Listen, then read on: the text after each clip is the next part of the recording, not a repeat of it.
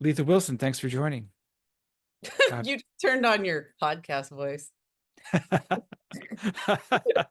It was totally Le- different. all right. All But right. that's Yeah. Did I do okay. that? Keep this No. part Is in. that lame? Is that lame? All right. Let's start again. No, no, Uh, no. It was th- fine. It was just okay. We're going to start. like, hello, Letha Letha Wilson. Wilson. Letha What? Wilson. You weren't talking like that before. I know. But I'll just start like that, but then we'll get into a flow. I don't know I don't know how to start. It's like hard to start the thing. I think you need to include this whole thing in there too. I might actually. I might do that. Yeah. And I might just fade into it. Sometimes I do that and just fade into whatever. But so how have you been? I've been well. Yeah. Tell me It's about been. I'm teaching. I have this position at Micah this year, academic year. It has a fancy title. It's called Endowed Chair in Photography.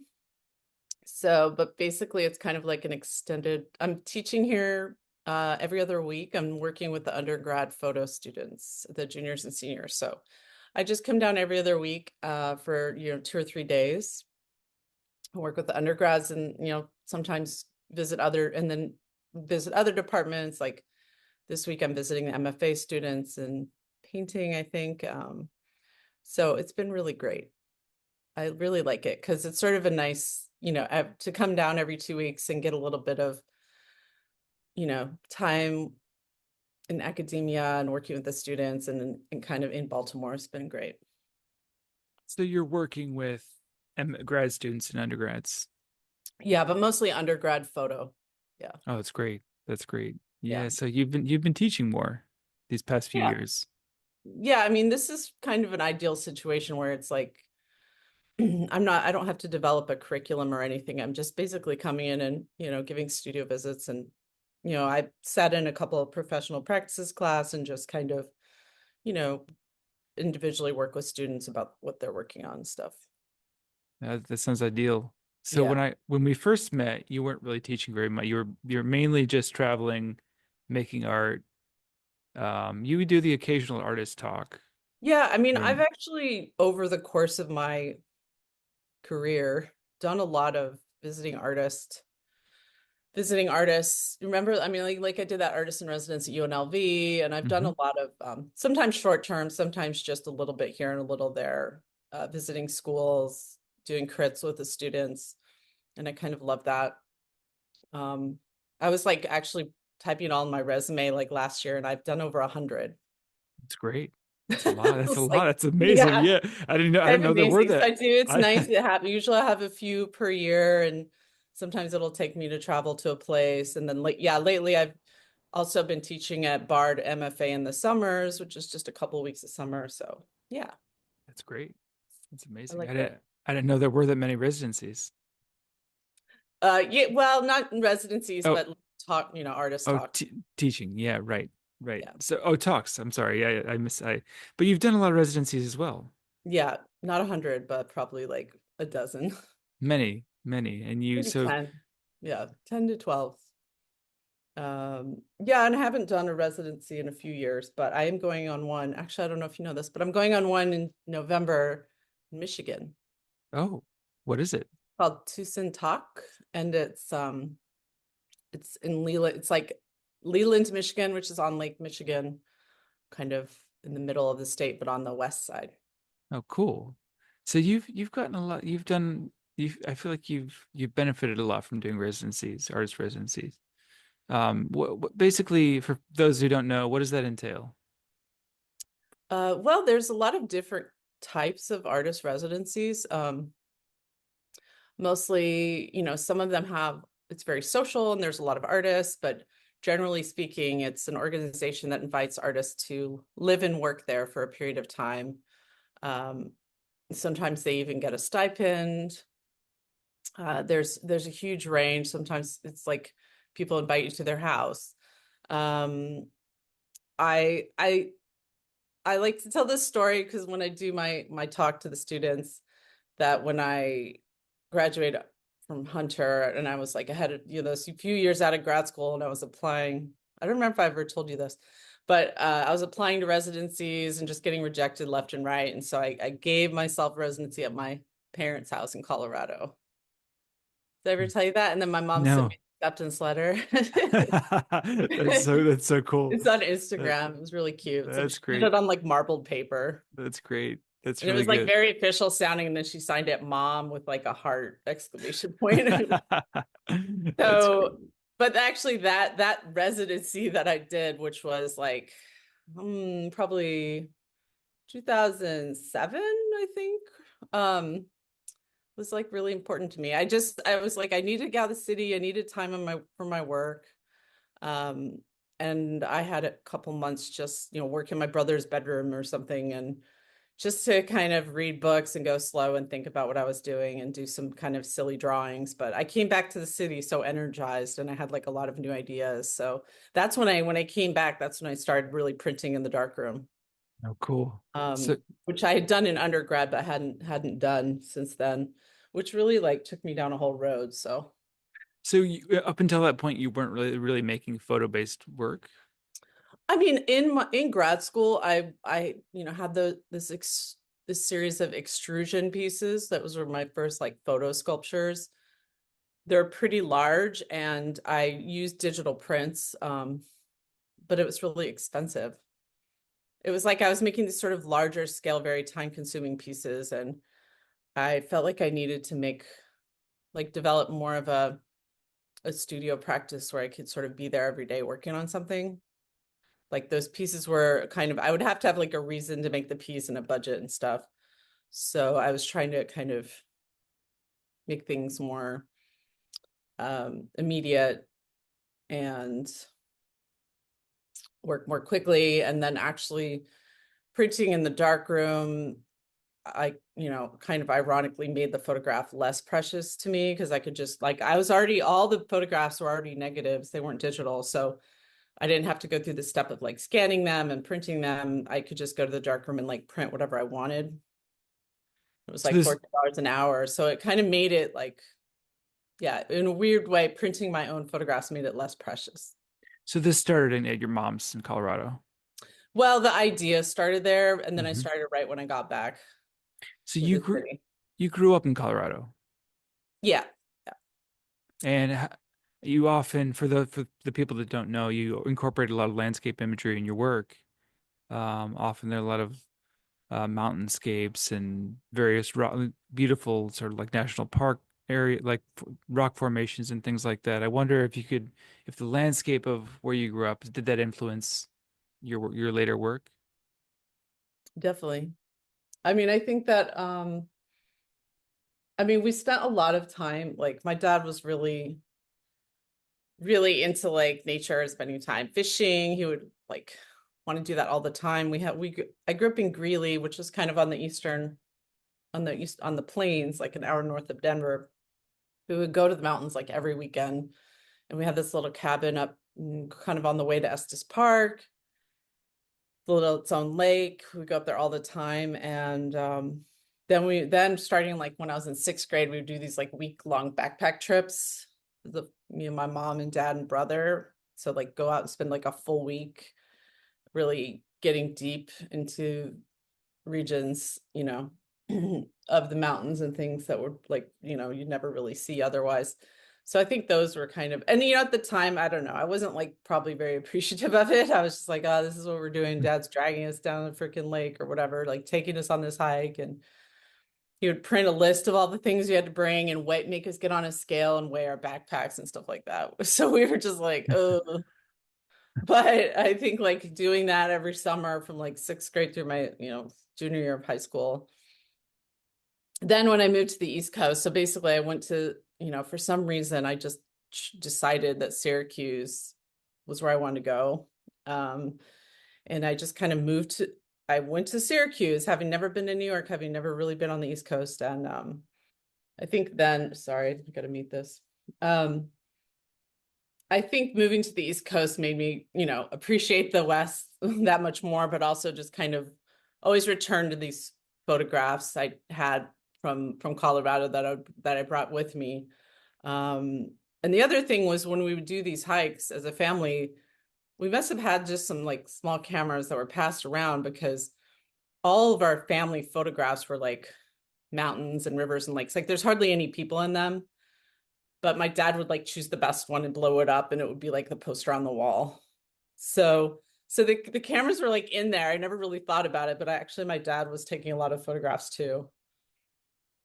It's just This kind is of sort of cool. so you returned to this after you went to Syracuse for undergraduate Yeah, and like I was always carrying around these what I call family photos, which are actually photos of mountains.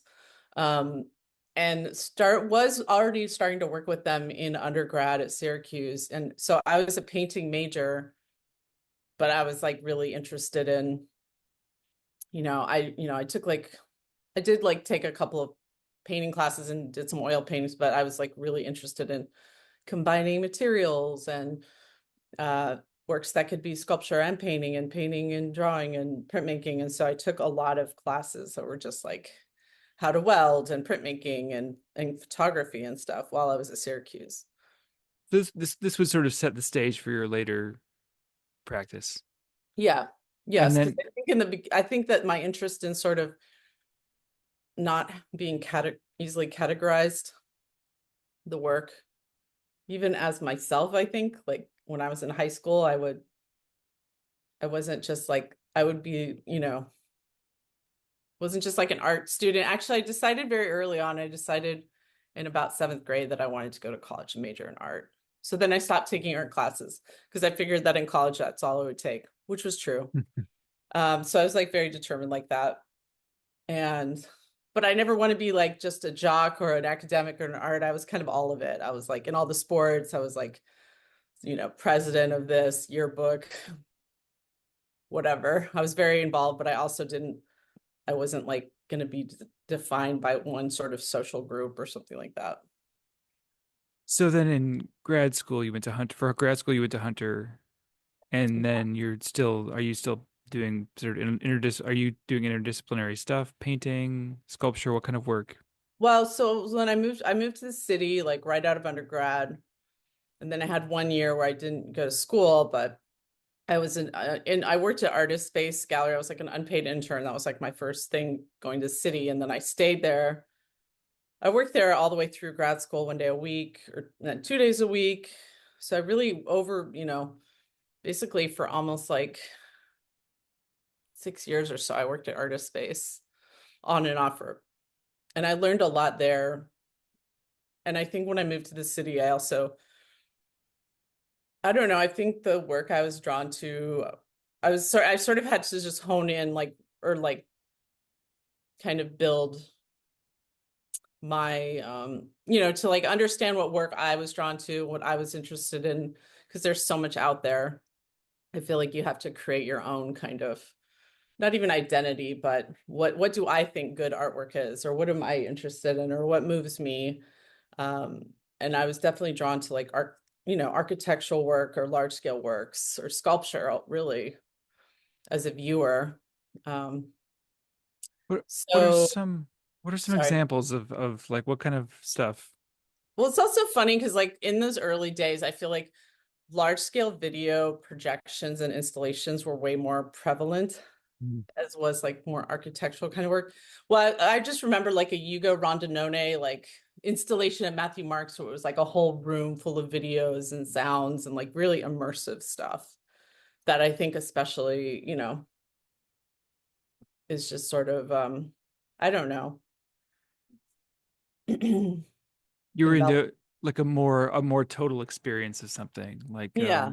Yeah. that And reminds me, we didn't I never really understood like in some ways when I moved to the city and people talk about painting and what is good painting, I was like, what does that mean? There's something about painting that I found kind of, I was skeptical of painting. Let's put it that way. did you find it to be limiting or did you find it to be Yeah, I felt like I had too much baggage, yeah. too much history, and the way people talked about it kind of separately than just artwork. I felt like I didn't really believe that. So, but it's okay. Uh, Because but I think yeah, well, those years of kind of thinking about what you like and being a viewer, and taking it all in and developing like a taste for what you're interested in.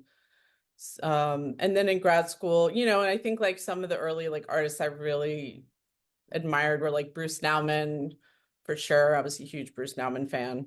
Trying to think who else. It's kind of hard to remember, but I've thought of that Yuga Rondinone show. And, in grad school, I think I was also, I did go to grad school at Hunter, but I was going part-time. I really wanted grad school to be more like the real world because I felt like Syracuse was very immersive, but not really. Like when I got out of school, I felt like I was in a bubble. It's like, what the hell was that? Like that had nothing to do with the real world. So I wanted the like grad school experience to be more like integrated into real life where like I had a job and I would like have to earn money and go to school and it wasn't just all art. And I'm sure you learned a lot of the practical things about how to how to have a studio practice or how to even like art handling stuff, like Yes. learning or how to build a wall or whatever it is you need, how to fabricate things and how to some of the Yes. practical aspects of it that I think is missing from a lot of school curriculum. Yeah, and actually when I started at Hunter, I was interested in sort of architectural. Who was the other guy? I don't know, just like creating spaces. And so I had started working for Jason Middlebrook and he was like on the crew that built all the walls for the new museum. So I was like, I want to learn how to build walls. And he kind of like wrote it down and explained. And I helped him, on the crew and learned how to do it. And kind of immediately in grad school, like made this huge like room within my studio. Um, and built, there's something about me like being able to build room or being able to build a space that felt kind of powerful, even though it was fairly simple to do. So I really do, I still do like building walls. And I spent a lot of time building walls. I spent a lot of time, and then at Artist Space and after grad school, I worked there full time for 2 years. I kind of did everything there, like transported the work, rented the U-Haul, brought it up the stairs with my colleague Jen, and built all the walls, like hung all the artwork, shipped things, figured out customs, learned how to wrap artwork, like budgets for shows, viewed submissions, saw all sorts of submissions, like, and they even curated something there. So like I feel like I learned a lot. That so that when a few years later, when I was sort of actually like showing more, it was like so helpful to have that to really easily know how to wrap my own art and stuff. Yeah, and I think about often about what you said about learning how to be an artist first. Like I would ask you about teaching, and you said you didn't really pursue the teaching path because you wanted to learn how to be an artist first. And often it seems like teachers learn how to be teachers and not necessarily artists in that way. Yeah. I think, yeah, and that was kind of my, for better or worse. I mean, it is a little risky and crazy. And sometimes I'm like, why didn't I take a teaching job? Like it would be much more stable if I had a job. But I was, I think after Syracuse, I was like, I just looked back and felt like I had one really amazing professor, Sharon Gold, who also had been an artist and was just so, aside from like teaching us theory and feminist theory and like decoding images, also like a professional practices class that was very helpful.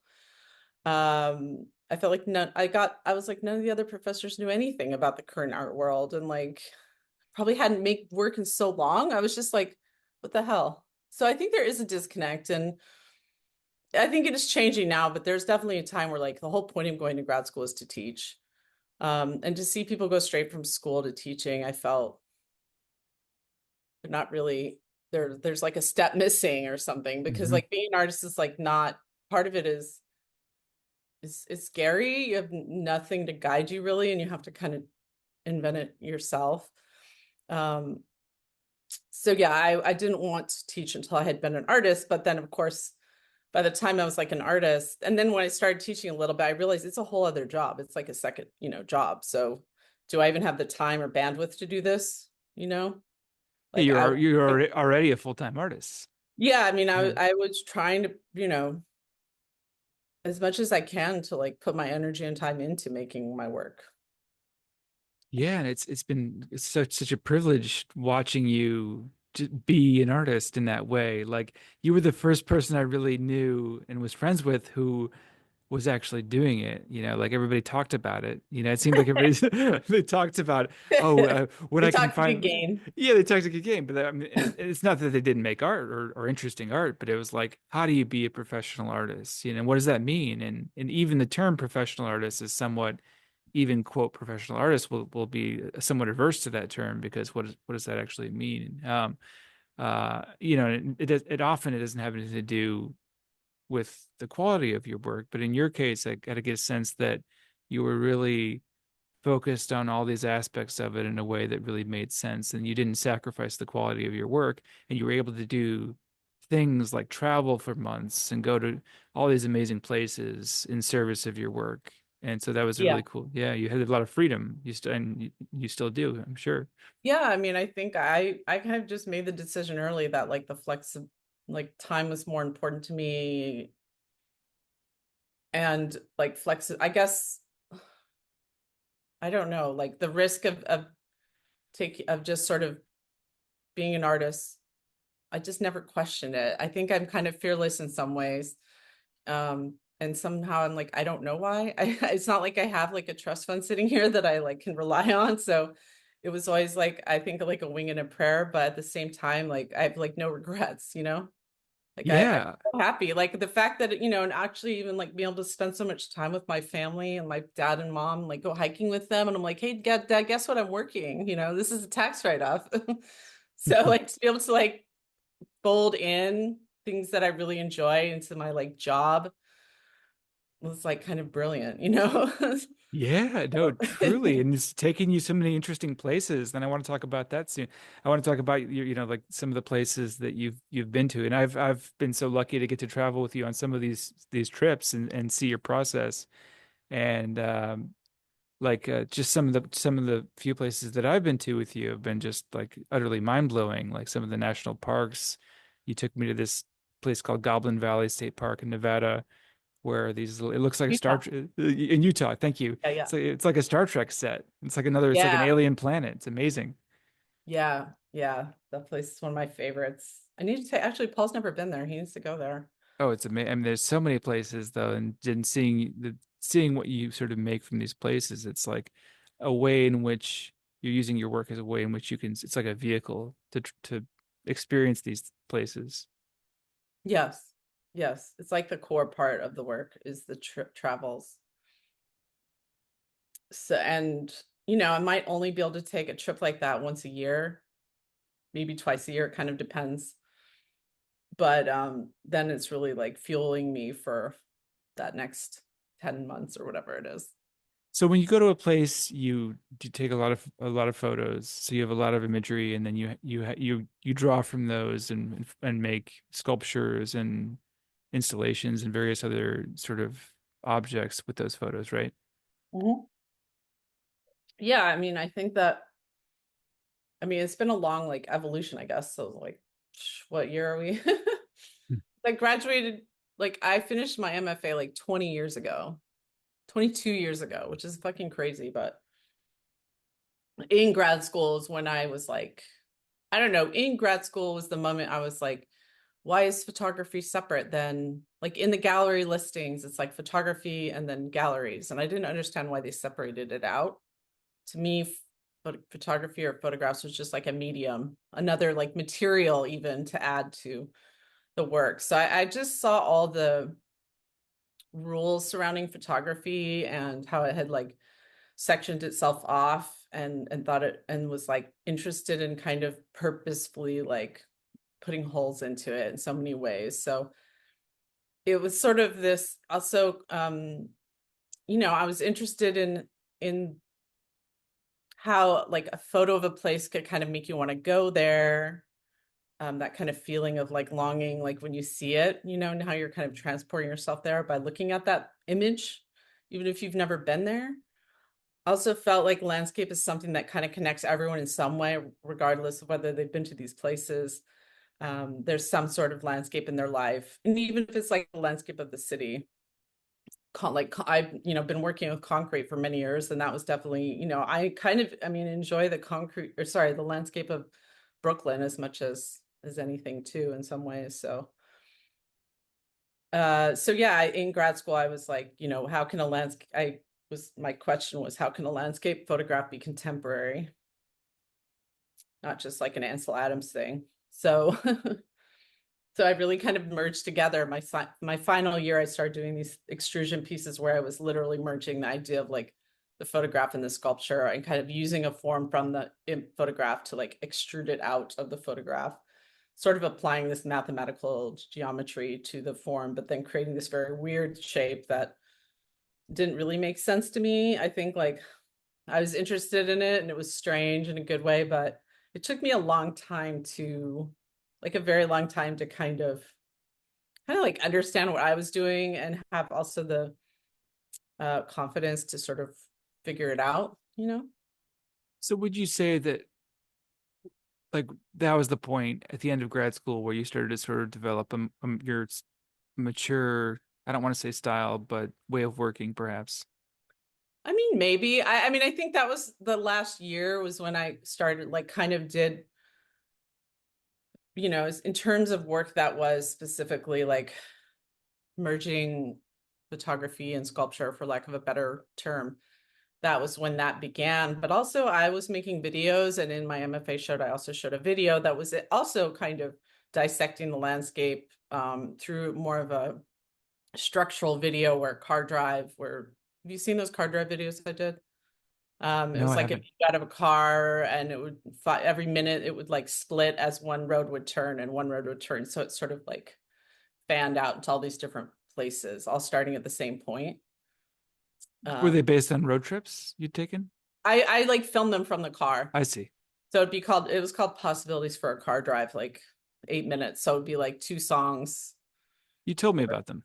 Yeah. So Yeah. so that was kind of a series I did that in some ways contained a lot of what I was interested in a very kind of concise form. And I did 5 of those videos, but at the end of the day, I sort of felt like I had finished, I didn't really feel the need to make any more, but I was also, doing pieces, outdoor pieces, working with drywall, recycled drywall. How would that look outside? So I think one of the continuous threads there is like, what are expectations we have of materials? And then what happens when, we defy those expectations or assumptions you make about how something should behave. Like drywall shouldn't be outside. What if you put it outside? So kind of really pushing things to the limit in a material way. So is there sort of also an attempt to transcend the materiality of the work of the materials you're using? I think so, but I mean, maybe, yeah, maybe transcend, but also kind of to grapple with it in Hmm. an actual physical way, not in a kind of like conceptual way, but what can it do in real life or what happened, like an experimental way, really. What if this, what if I pour concrete on, what if I dip in, in water, and what if I do this? And a lot of what if questions that led to like discoveries. It's really Um, about possibility. yeah, yeah. And really kind of like going down just a very long road, but I could never plan that road. I could never be like this, I'm going to be making work with concrete and photographs in 10 years. I would have never known that. So it's just more of like following the work, following the ideas, and just kind of letting it kind of lead me where it will,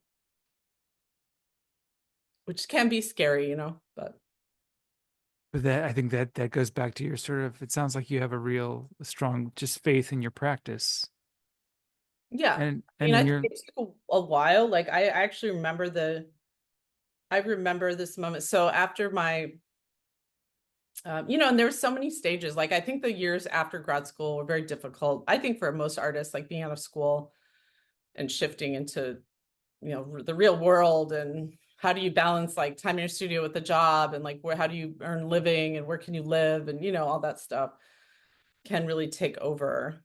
Um, and I think, I'm sorry, kind of jumping around, but I think that like in those days, having, there's several times I like had a studio group of like just people. Like one of my first was all women that went to Hunter, artists, a couple years out of school, and there was 5 of us, Carolyn Solis and Jen Kelly, and Becky Kinder and Kristen Sheila. And we would meet like every month, go to each, we would rotate whose studio we're visiting. We would talk about the work. We would like share opportunities. And we did this for several years. So that was like a very important for me to have. And the first visit will kind of be nice, but then after you visit someone a few times, people will give you like really helpful advice. Sometimes you don't want to hear. What kind of thing might they Well, say? like I remember Jen, I think Becky was like my studio was kind of a mess, and she's like, you have to like clear things off the wall and give yourself space. I'm like, oh yeah, because sometimes you can't tell that when you're in your own studio making like it's so crazy. I will get like crazy, and then she's like, you just have to like take things off the wall, right? I was like, okay. And then Jen, my friend Jen, she told me, and I always remember that she told me I need to make some bad work. And that was like such good advice because I was like trying to control everything. And this was probably before I even went to that Colorado trip, but it's like, yeah, you're right. Like I was trying to control everything. So just like to do something fucking weird and crappy. Yeah, just let loose a little bit. Yeah, to like make it my goal to make something bad. That was like, wow, okay.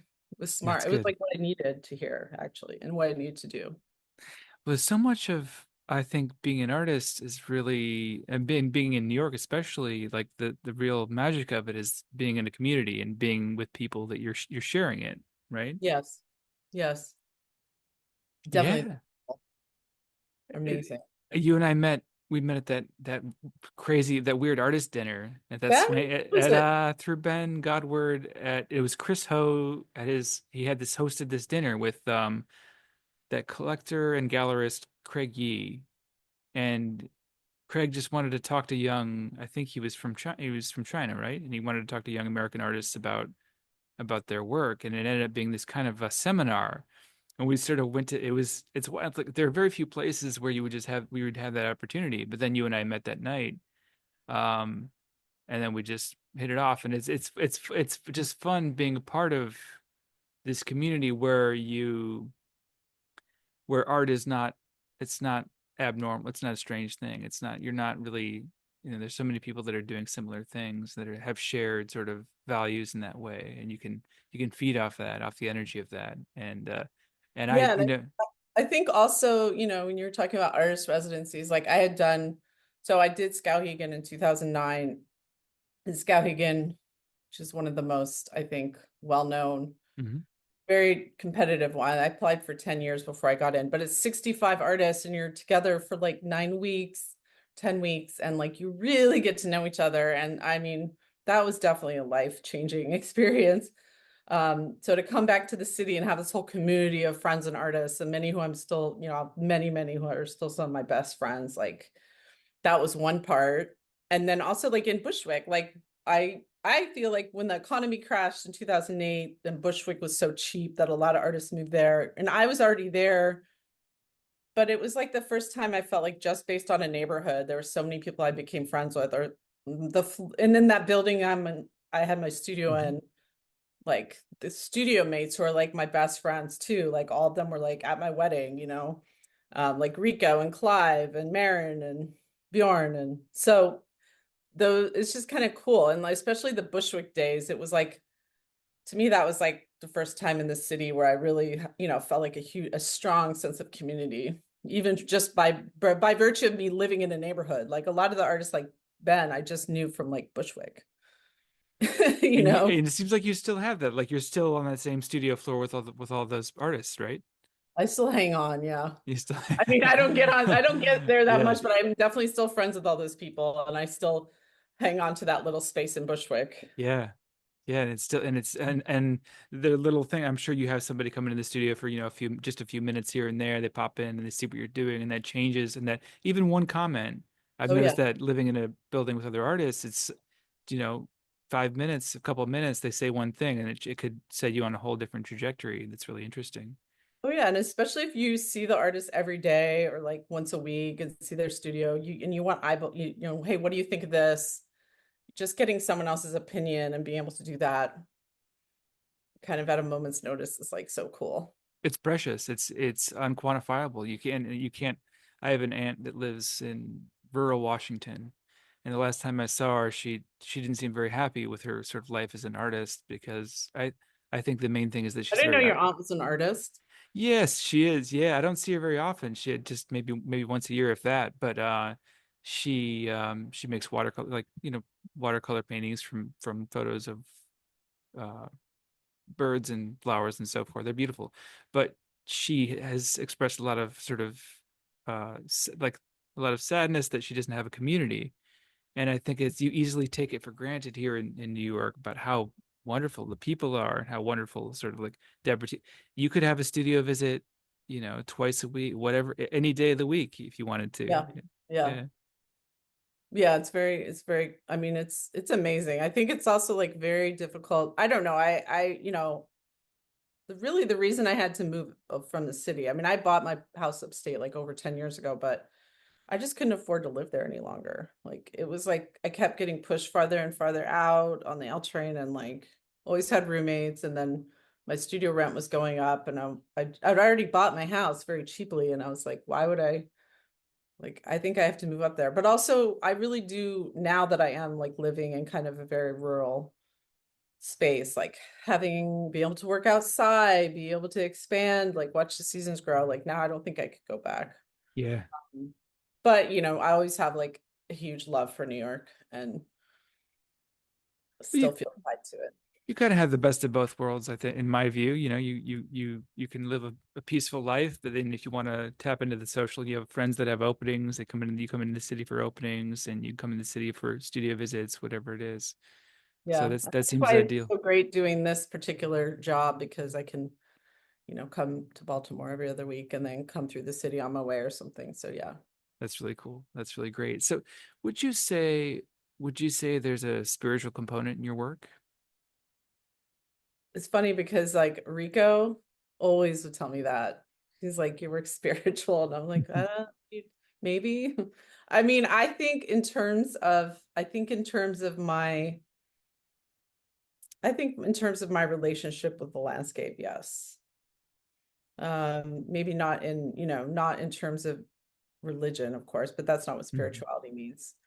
And I actually grew up with like no religion. Like my parents didn't have church. I literally had nothing, which is fine. So, but I do think that my my times in nature, you know, get me there, and even like the memories of those places. So yes. The reason I thought to ask that is because I just saw the Caspar David Friedrich show at the Met, and that's the whole thing, right? It's like he was the first, really, I think both anybody who works with landscape really owes a debt of gratitude to to this guy, because he really sort of got it. I'm sure other people would have done it, and other people have done it since many, but it's really you really get a sense of it, right? Like tapping into this sort of connection with nature, and the way you express it is through your artwork. Yeah. Yeah. I mean, it's a very like earnest, honest kind of relationship. And yeah, it is funny to like, and again, like splitting time between sort of a city and like something that feels like the complete opposite of that in sort of a very deserted space in like Utah or something.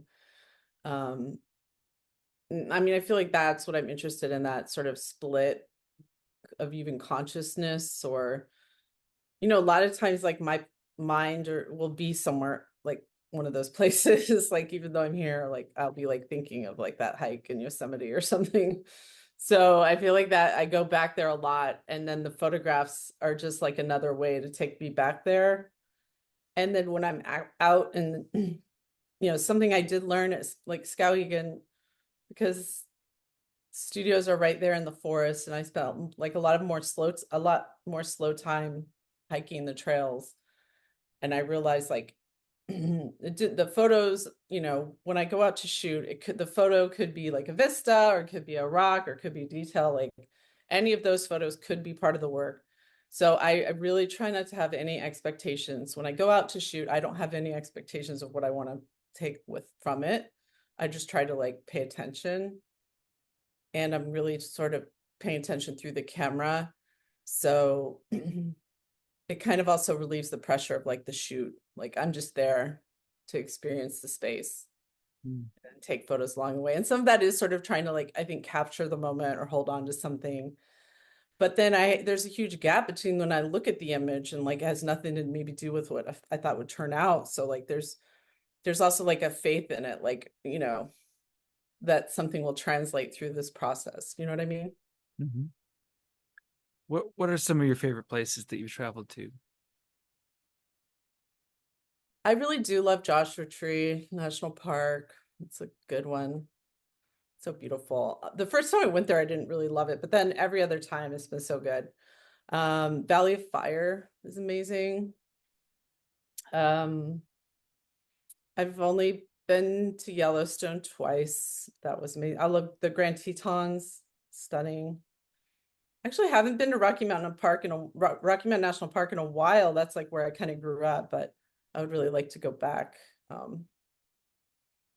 We used to go hike around on the other side of Rocky Mountain National Park and kind of going over the pass, Grand Lake and Granby Lake and that whole area on the west side, which is really beautiful. We did a lot of our hiking there.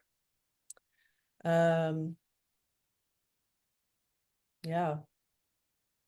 I mean, it was also great. Like, so I was born in Hawaii, but we moved when I was 4.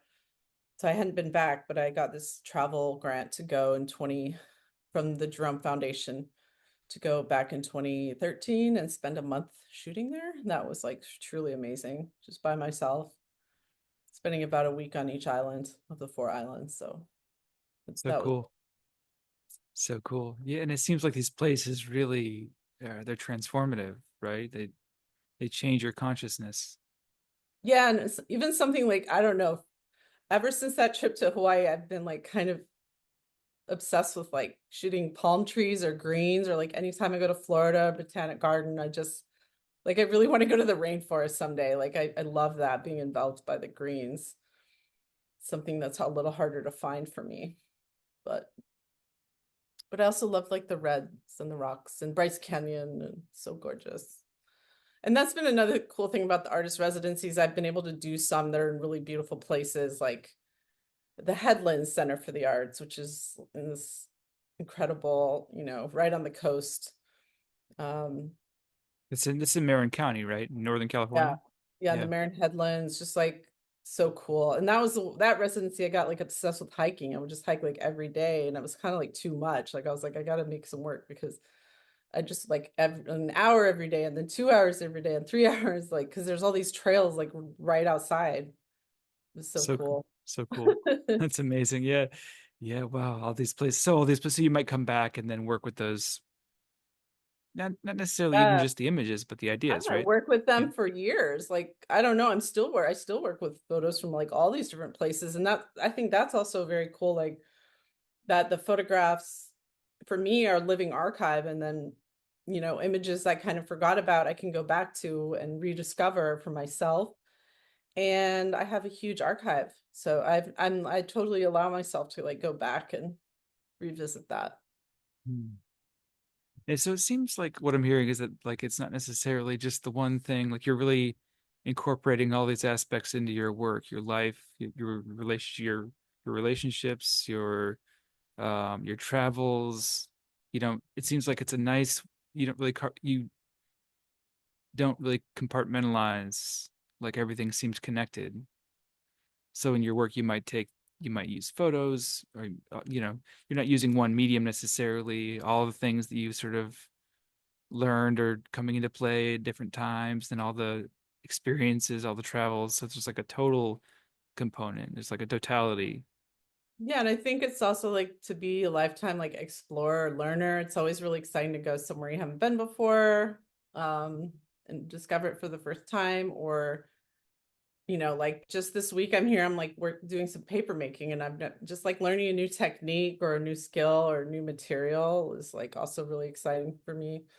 So that kind of continuous learning, but then also like recently going back to places I have been like that I hadn't been in like 10 years. That's been really cool. Like Mm. to revisit like Tent Rocks or revisit Badlands and almost like weirdly then remember the work I made about those places instead of the first time I Hmm. was there, you know, so that's kind of interesting.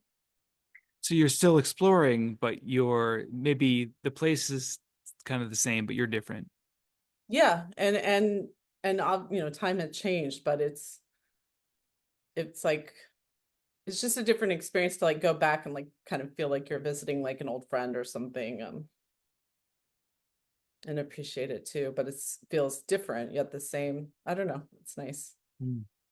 Yeah, there is something. I think it changes the brain in such a positive way. I think they've shown that people have less like less instances of Alzheimer's, for example, if they explore, if they get lost more or something like that, and they have to find their way out of a situation, or they're, I think the classic examples is nuns doing crosswords or something like that, like, but I think it's just about getting outside your comfort zone and exploring and I mean, I want to thank you also before I forget to say that there's so many places that you've taken me to. Joshua Tree for the first time, and that's where we hatched the idea of the cactus show that we Oh curated yeah. together back in 2017.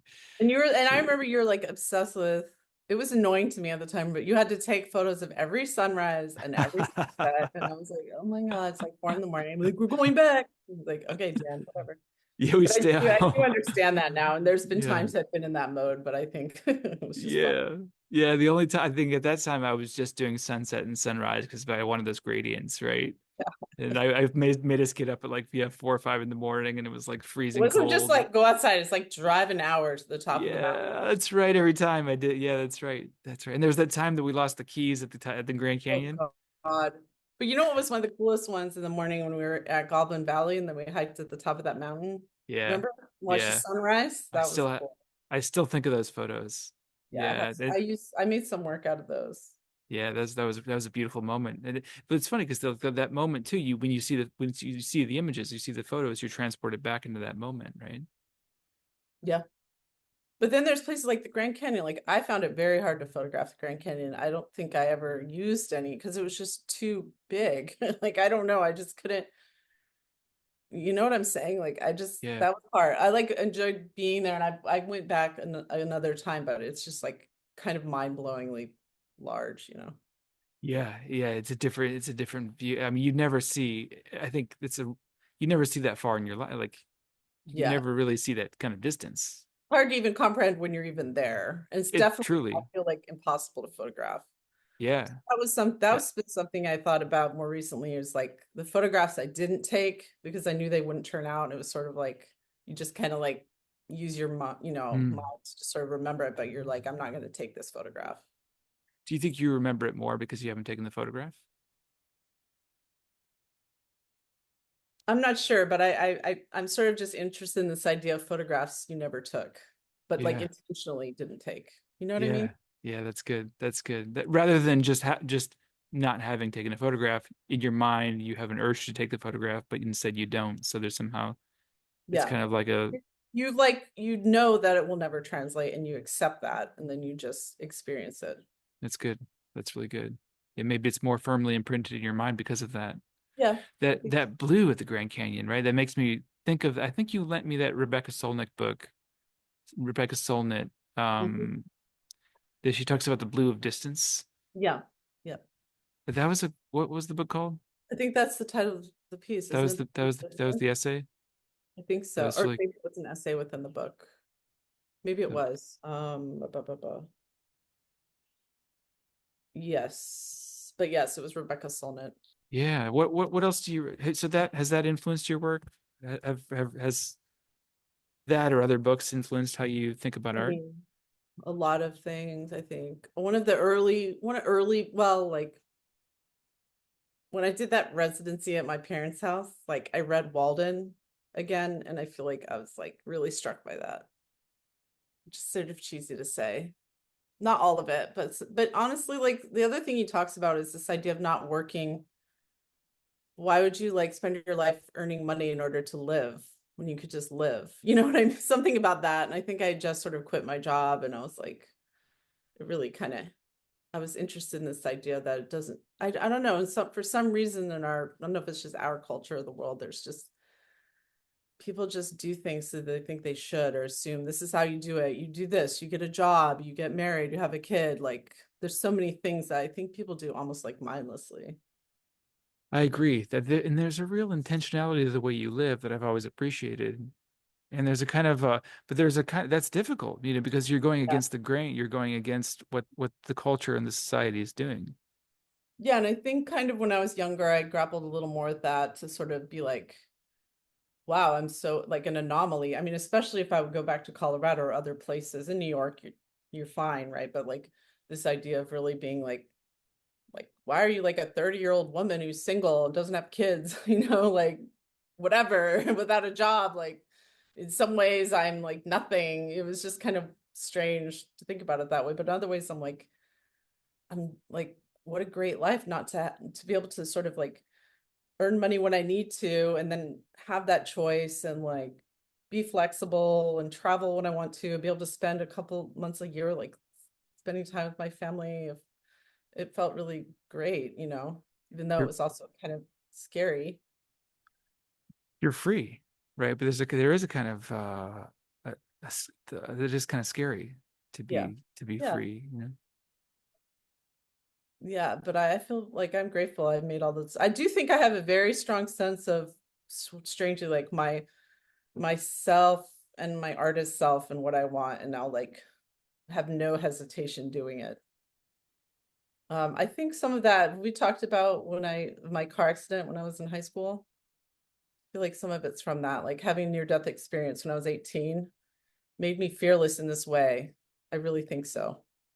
So before that, you didn't have that sense. Well, I think I was still very like determined and like, I mean, in many ways, but I think that particular experience just made me fearless in other ways. Like I in some ways I don't, I'm not fearless. Like I don't want to drive a fast car downhill ski. Like, but I have no fear in terms of like quitting a job to do something I want to, try to do and not being afraid of that. So more in terms of following your heart. Yeah. Could Yeah. Like knowing that like you could die any day. So why would you do Yeah. something that makes you miserable? Sounds like a useful experience. But also I think that like my dad, he always hated his job. And I think watching him go to work and come home and hate his job and want to do things on the weekend, I didn't want to have that kind of life. Like I didn't want to have a job I hated. Like that sounds horrible. Yeah, and you mentioned that your dad wrote a bunch of sci-fi books, novels that he never published, right? Yeah, I know. Yeah. Something I kind of realized later, even, yeah, I didn't really know until later, maybe even after he passed away, that he had really like given himself a year. He wanted to be a writer and he like gave himself a year to do it and had an agent, but just never found a publisher and had written a science fiction book that my mom had like hand typed. And then like when it didn't get, he gave himself the year and when didn't happen, he just burned it. Like he literally threw it away and was like, fuck it. I need to get a job and like raise my, support my family. And he just like threw it all away. And I think it's kind of sad, like, but he also, I don't know. I mean, he clearly like loved nature. I actually do wish I would have asked him what made him so drawn to nature. And he was always like, even in his last years, he was like teaching himself how to play guitar. Like he was always like trying, again, like learning and trying things out and um, making trails and exploring and things like that, which I thought was great. Oh, a dart player too. Yeah, Pelvidar and my mom actually really, they're both quite good. But you also, I feel like every time we Oh play my God. No, music, I wasn't good at darts, but that's pool, all good true. at pool. You're good at everything else. You handily beat us at bowling. Yes. Bowling, Whatever. I'm pretty good at. Pool, I'm very good at. Ping pong, I'm not bad at. And for some reason, darts, I just never, I never got, You can't which be good at it. frustrated me because You that's can't what my have it family all. did every night. You can't have it all. But that was the thing about I was always struck by your sort of your warrior spirit. I guess I don't know how else to put it, but you're always very competitive and very good at everything. And I think that that was a factor in your sort of life and your career as an artist is this kind of this warrior spirit that you're not backing off from anything. Yeah, thank you. I think so. But I think it's the effort, right? So what do you have coming up? What kind of do you have some shows coming up? Um, I mean, I had a lot of things last year and I had a show in Maine, solo show. So yeah, this year it's actually kind of nice because I'm having a little time to sort of regroup, I think. Uh, Now I'm here, I'm here at Micah and I kind of gave myself like a 3-day paperwork, like paper making workshop just because I wanted to play with that. And I don't know what it's going to be, but it's been fun to have those days of just sort of working in that studio and not, I hired an undergrad to help me and just sort of screw around there. Um, yeah, I mean, group shows, things like that. I don't know. I'm not actually sure when my next solo show is, but I'll figure it out. Hmm. So what's the most ambitious piece you would say that you've made? You've gotten a lot of work fabricated. There's the one piece in your yard upstate that was Yeah. fabricated it was for a sculpture show, and then you got it back. Yeah, that was a show at Cordova. Hmm. I mean, yeah, a lot of the large scale pieces I just can't literally physically make myself. Um, so yeah, they can be quite large. And I think that is somewhat of the balance or challenge of my work is like, there'll be these sort of large scale, long-term project like that school project I did that was actually a very challenging piece. It was like 3 artworks in the public elementary school in Brooklyn. It took me 3 years, a 3-year project, working in fabricators, doing the budgets, all that stuff, and having it kind of go on in the background while I'm doing other things. Um, yeah.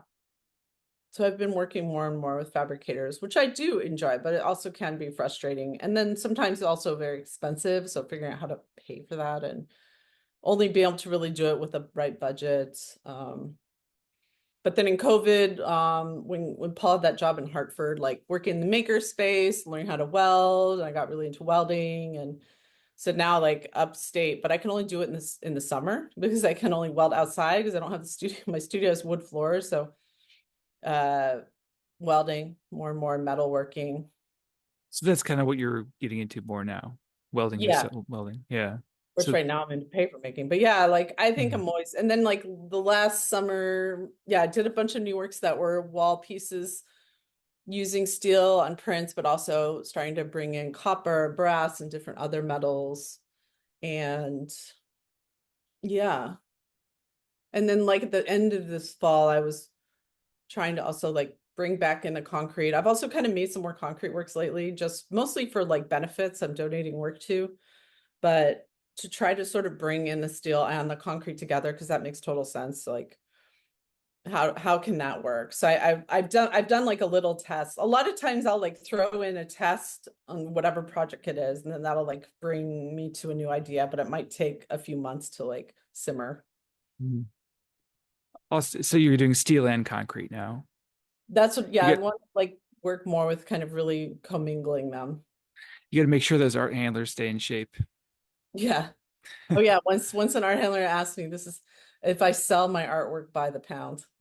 I was like, They, "Fine." they are extremely heavy. Yeah. I had the privilege Oh, of sorry, I got a little sidetracked when we were talking about mm, books. The other book, which I actually had only read like 2 summers ago, Robin Wall Kimmer's Braiding Sweetgrass, that was like amazing. I feel like she really, have you read that? no. Oh, you have to read that. I feel like her philosophy, or her talking about the philosophy approach towards nature, I just really relate to that, um, and respect that. So I've been thinking about that a lot. What are some of the ideas from that book that you took away? Um, just to that our relationship to nature is reciprocal, and it's not this sort of like we're you know we're kind of gonna like manage you and we're gonna like win you and we're gonna dominate you. It's more asking, um and sort of Native American histories of relationships with the land and offerings, and just like a way more, it's like just sort of more beautiful and more appreciative. It's beautiful. Yeah, in the Western culture, we really have these ideas of ownership that I think was really unheard of in a lot of Native American cultures. Like, how could you own the land? That to them, I think it would make no sense to many of those cultures. Yeah. And it's just a construct, really, isn't it? Yeah, and that nature, that this piece of grass has its own will and nature, and it's, I don't know. It's in this other book I just read, this book was really good. It was like kind of about consciousness of plants, um, light eaters, I think it's called. I've heard of that. It's like a very science-based book, but kind of experiments of how plants that have, that can change their shape and sound based on nature, or like create different chemicals to, not just, kind of adjust to situations with some sort of, almost, they don't know how to explain other than like a consciousness, or I don't know. It's like really fascinating. They talk about the mycelial networks that trees use to communicate. Yeah, and that book too, the understory.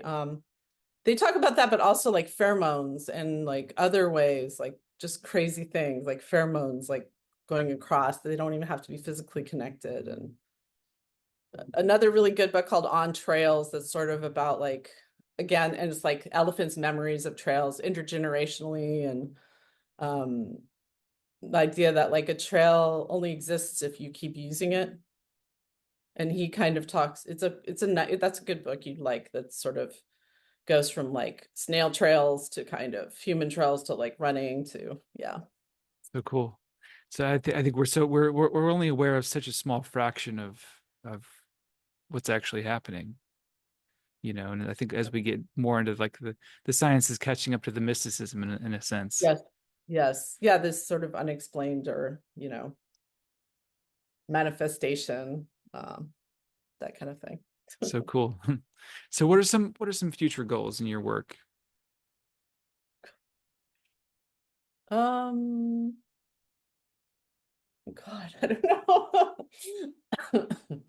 It's a little hard for me to answer because I feel like I like, I mean, to keep working, to be able to afford to keep living, Just keep it going. to be able to like somehow do what I'm doing, and like, piece together some sort of a, you know, financial support. um, yeah, because it's always exploring more and more. I mean, there's definitely some places I want to visit. Lately, I was thinking more about like specifically listing places I want to visit. I really do. I've always wanted to go to Machu Picchu, and I saw Roxanne just like went there recently, so I was kind of jealous of that. Um, I'll like the go. rainforest. I'll go. Let's go. Okay. Yeah, it's like I don't know, I'm getting older, so I want to be able, and also, I've always wanted to kind of retrace a backpack trip. I was actually thinking about going. My nephew Duke has gotten really into hiking, and I think it would be really cool to do it with him, actually. To repeat the very last backpack I ever did with my family. Oh, cool. In Colorado. Yeah, in Colorado. That's Yeah. another thing I'd like to do. So yeah, I guess I don't know. Like, it's interesting. I don't really, have like I want to do this necessarily or that. I think it's more like I feel like thankful that I've been given opportunities to keep expanding the work, and thankful that like people have trusted me to do things, make like art projects, or invited me to collaborate, or be in group shows, and I don't know.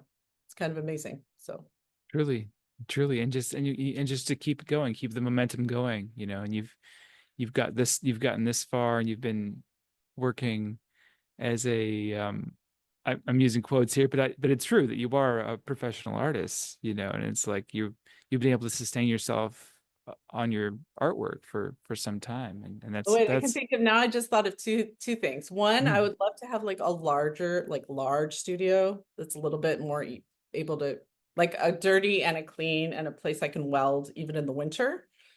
I think that would be great because right now it's very seasonal. Like there's a lot of stuff I can't do in the winter. what Um, stuff, what kind of things. Welding Mm. makes it hard to pour concrete, even spray things because it gets so cold up there, and I have to move all my liquids inside, you Oh, know. it'll freeze in the studio. Yeah, yeah. Ah, yes. So that challenge, anyways, it would be nice. It would be nice to have like a bigger space. And I would love to someday have a monograph of my work because I've never done that. Nice. Nice.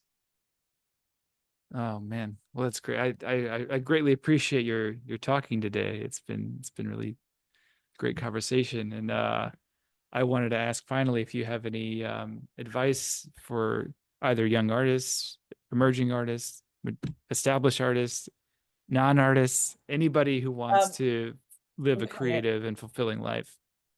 You can't control whether people like your work or not. So don't put your energy there. It's like it's a waste of your time. You can control like what time you wake up or what you're going to do in your studio. You know what I'm saying? So like to sort of just remember that it's so hard. It's a hard lesson to learn. Like you want people to want like your work, you know, but you really can't control that. So your job is just to make better work. Um, that was one thing I thought of.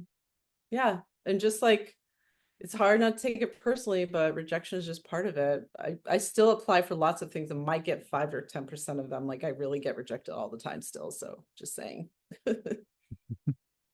So having this sort of fortitude to Yeah, it's hard not to take it yeah, personally, but it really is like if you can see it as part of the process of being away, like when you apply for things as a way of kind of reviewing your own work or looking at it, you know, having a little distance, maybe that's a good way of thinking about it. But again, you can't control the outcome in some ways. that's good advice. Not just for artists, but for anybody, I think. Yeah. If you want to have a little self self-reflection or self-awareness, you can't take everything personally. Yeah, it's hard, especially with art because it is feels very personal, you know. It does. You put everything you have into this thing. But then the funny thing is that, a couple, even a couple months, weeks later, you don't care about that thing anymore. It's a new thing. So the Right, thing that you took so personally that you didn't get accepted for is now something you don't care about either. right. And I think the other thing is like expectations. I think having expectations of how work will turn out, having expectations of I think that's how we get disappointed is having expectations about something going into it where it's like try to sort of be more open to what happens. Do you know what I mean?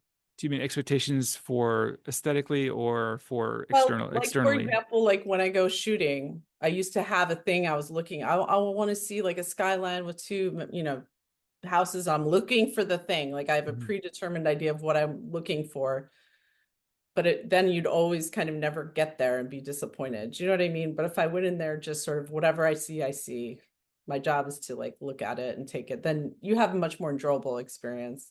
Or when I go to the dark room, I'm not trying to make a perfect print. I'm just trying to print some things and have fun doing it. So it relieves expectation. And then you're more open to what you might find. What things you might discover. Yeah, and it's more enjoyable and open. And I think like then I can actually like respond to what I'm looking at instead of having a predetermined idea of what it should be and hoping it gets there. Do you know what I mean? Totally. Yeah, that's good advice.